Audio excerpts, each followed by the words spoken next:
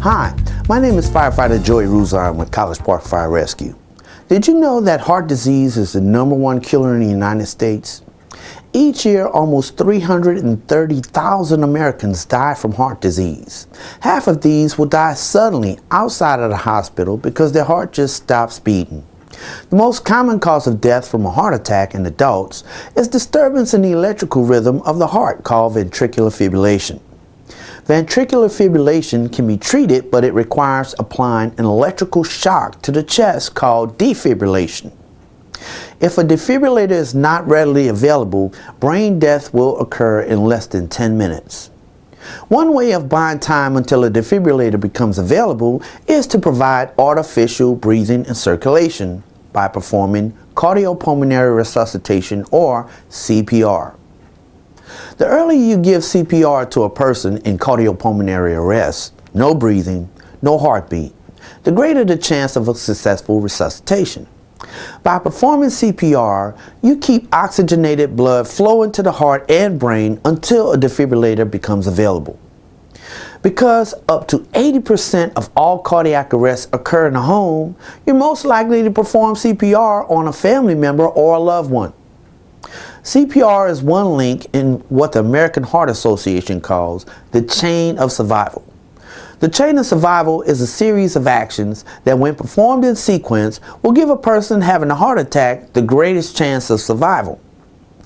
When an emergency situation is recognized, the first link in the chain of survival is early access. This means activating the emergency medical service or EMS system by calling 911. And check your community plan, because some communities require dialing a different number.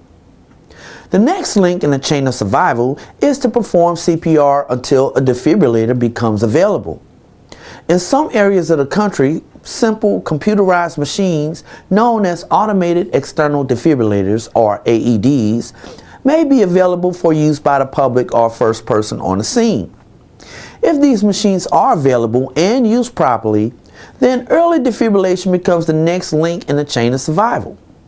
Once the EMS unit arrives, the next link in the chain of survival is early advanced life support care. This involves administering medications, using special breathing devices, and providing additional defibrillation shocks if needed. It's important to note that this reference is only intended to serve as a guideline for learning about CPR. It is not intended to replace a formal CPR course. If you're interested in taking CPR, contact College Park Fire Rescue at 404-766-8248 or the American Heart Association at 1-800-AHA-USA1.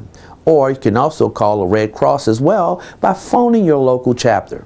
Remember, never practice CPR on another person without certified guidance by a professional, because bodily harm can occur.